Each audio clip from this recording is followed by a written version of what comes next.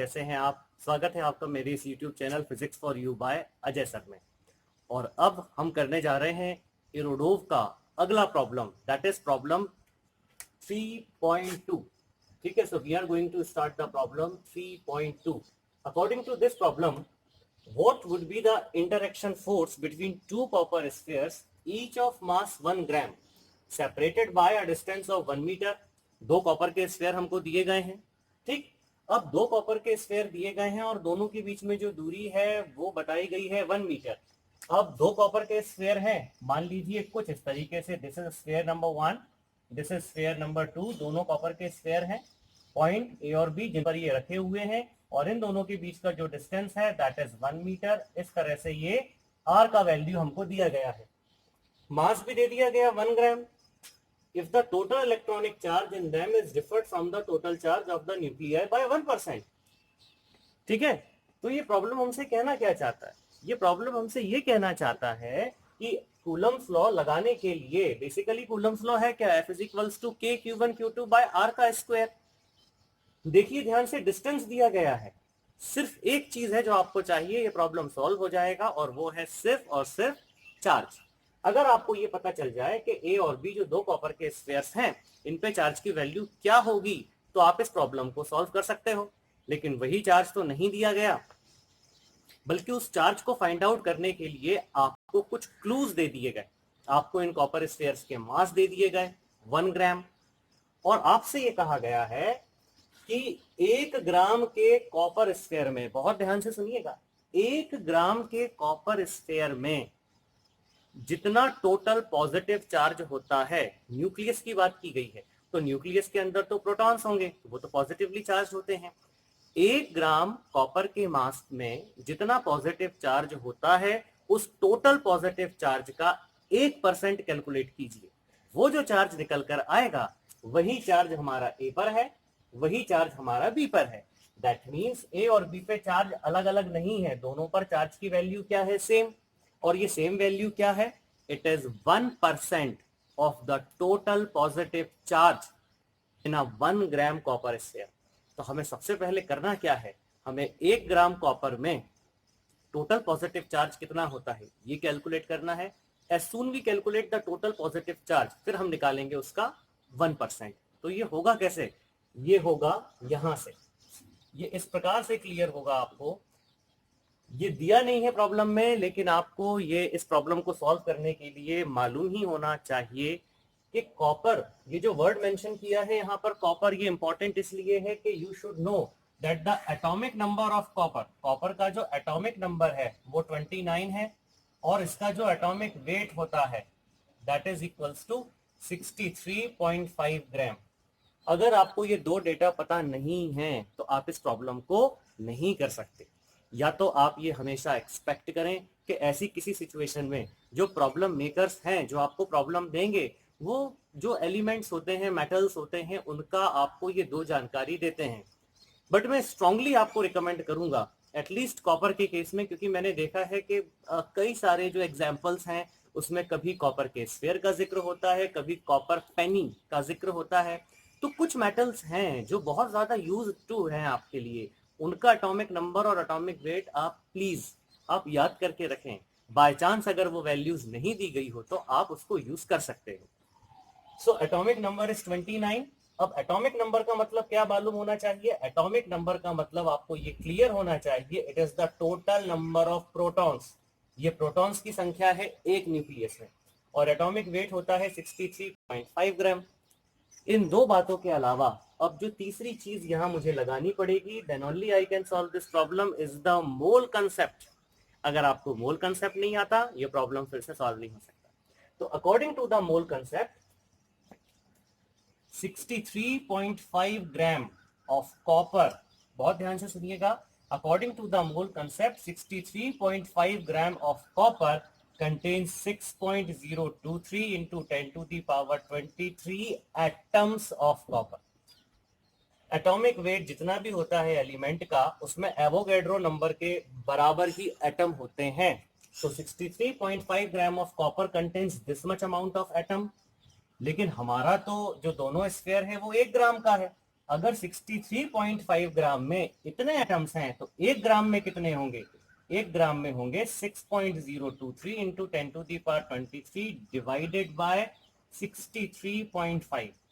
अभी तक हमने अपने स्फीयर में total number of atoms calculate कर लिए। ये हमारे टोटल नंबर ऑफ एटम है, ठीक है। तो हमारे स्फीयर्स में जो कि 1 ग्राम का है, टोटल नंबर ऑफ एटम्स कितने हमने निकाल लिए? ये हमने निकाल लिए 6.023 into 10 to the power 23 divided by 63.5। अब हमें करना क्या है? हमें तो चार्ज तक जाना है। देखिए, हमें चार्ज तक जाना है, वो भी पॉजिटिव चार्ज तक जाना है। तो जब टोटल नंबर ऑफ एटम्स मेरे पास कितने आए? मेरे पास आए 6.023 into 10 to the power 23 divided by 63.5। अब एक एटम में बहुत ध्यान से सुनिएगा, एक एटम में 29 नंबर ऑफ प्रोटॉन्स होते हैं। अगर एक एटम में 29 प्रोटॉन्स हैं तो इतने एटम्स में टोटल प्रोटॉन्स कितने होंगे? अब आपको निकालना है नंबर ऑफ प्रोटॉन्स, यानी आपको निकालना है इस n का वैल्यू। तो वो हो जाएगा 6.023 into 10 to the power 23 by 63.5 और मल्टीप्लाइड बाय आपने 29 से किया। मैं actually Q is equals to any तक, ये जो क्वांटाइजेशन प्रिंसिपल है वहां तक जाना चाहता हूं। तो मेरे पास n का वैल्यू कितना आ गया? मेरे पास n का वैल्यू आ गया दिस मच। ये n का वैल्यू मेरे पास यहाँ पर आ जाता है। अब अगर नंबर ऑफ पार्टिकल्स मेरे पास इतने हैं, एक प्रोटॉन पे कितना चार्ज होता है? ये टोटल मैंने जो निकाला है ये क्या है? Total number of protons. एक प्रोटॉन पे चार्ज होता है 1.6 into 10 to the power -19 coulombs. तो टोटल चार्ज कितना होगा? तो Q टोटल, जो टोटल चार्ज है उसकी वैल्यू आ जाएगी 6.023 into 10 to the power 23 by 63.5 into 29। यहां तक अभी तक क्या है? ये टोटल नंबर ऑफ प्रोटॉन्स है। और जैसे ही इन टोटल नंबर ऑफ प्रोटॉन्स को 1.6 इंटू 10 टू दी पावर -19 से मैंने मल्टीप्लाई किया, ये पूरा फिगर मुझे देता है पूरे 1 ग्राम में, टोटल 1 ग्राम में जितना पॉजिटिव चार्ज होगा उसका वैल्यू। लेकिन if the total electronic charge in them differed from the total charge, ये देखें आप, ये जो टोटल चार्ज वाली बात यहां कह रहे हैं इरोडोव, इस टोटल चार्ज को मैंने यहां पे कैलकुलेट कर लिया है। Is differed from the total charge of the nuclei, क्योंकि प्रोटॉन्स हैं, ये प्रोटॉन्स की संख्या है, उसके बाद मैंने चार्ज निकाला है, तो ये टोटल चार्ज न्यूक्लियाई का है। बट स्फीयर पे जो चार्ज की वैल्यू है वो इस टोटल चार्ज का मात्र 1% है। मतलब अभी हमको 1% ऑफ दिस वैल्यू भी कैलकुलेट करना है। इट मींस Q 1% जो होगा, जो कि यहां पर है, उसकी वैल्यू जो होगी वो होगी 6.023 into 10 to the power 23 by 63.5 into 29 into 1.6 into 10 to the power -19, और 1% निकालने के लिए 1/100 से मल्टीप्लाई या 100 से डिवाइड। क्लियर है? इस स्कीम को एक बार आप और अच्छे से देख लें कि किस तरह से हम टोटल चार्ज तक पहुंचे, किस तरह से हम 1% चार्ज तक पहुंचे। अगर आप इसे सॉल्व कर सकते हैं तो Q 1% की जो वैल्यू यहां से निकल के आती है वो निकल के आती है 440 कूलम। 440 कूलम ये वैल्यू यहां से निकल कर आई। दैट मीन्स यहां पर 440 कूलम है और यहां पर भी 440 कूलम है। Now the next task is what would be the interaction force. निकालना तो मुझे फोर्स ही था, अब मैं फोर्स को कैलकुलेट करूंगा। So how to calculate the force? The task is now very easy. अब ये टास्क बड़ा आसान है, आपके पास चार्ज आ गया, मतलब इतना सारा झमेला सिर्फ चार्ज को निकालने के लिए ही था। और उसके लिए एटॉमिक नंबर मालूम होना चाहिए, एटॉमिक वेट मालूम होना चाहिए, फिर मोल कंसेप्ट मालूम होना चाहिए, और इतना सब मालूम होने के बाद गलती भी नहीं होना चाहिए ये सब सॉल्व करने के लिए। So it is all the matter of practice and expertise. That's why मैं अपने हर वीडियो में कहता हूं कि प्लीज प्रैक्टिस कीजिए। अब टोटल फोर्स निकालेंगे। हम जानते हैं F is equals to K Q1 Q2 by R का square. So F is equals to 9 into 10 to the power 9। Q1 Q2 value same है, तो ये हो जाएगी 440 का स्क्वायर डिवाइडेड बाय 1 मीटर के सेपरेशन पर है, सो इट इज 1 का स्क्वायर। जैसे ही आप ये पूरी की पूरी वैल्यू को सॉल्व कर देते हैं, the answer will be 1.7 into 10 to the power 15 Newton. This is the answer. अब इस न्यूमेरिकल्स की खास बात क्या थी? इस न्यूमेरिकल्स की दो तीन बातें हैं जो बेहद खास हैं, कुछ तो आपको पता चल चुकी हैं। एक तो ये कि डायरेक्टली ये न्यूमेरिकल सॉल्व नहीं हो सकता कूलम्स लॉ लगाकर, मतलब ऐसी कुछ अपेक्षाएं अगर हमारे मन में हो कि हमें कूलम्स लॉ आता है तो हम न्यूमेरिकल सॉल्व कर लेंगे, ऐसा नहीं है। बहुत सारी चीजें in connection with any topic आपको आनी चाहिए। फॉर एग्जाम्पल, यहाँ आपको एटॉमिक नंबर मालूम नहीं है, आप नहीं कर सकते। एटॉमिक वेट मालूम नहीं है, नहीं कर सकते। फिर मोल कंसेप्ट नहीं आता, न्यूमेरिकल नहीं कर सकते। इतनी सारी चीजें आनी चाहिए, देन कूलम्स लॉ लगेगा, वो 1% चार्ज निकालने के बाद में।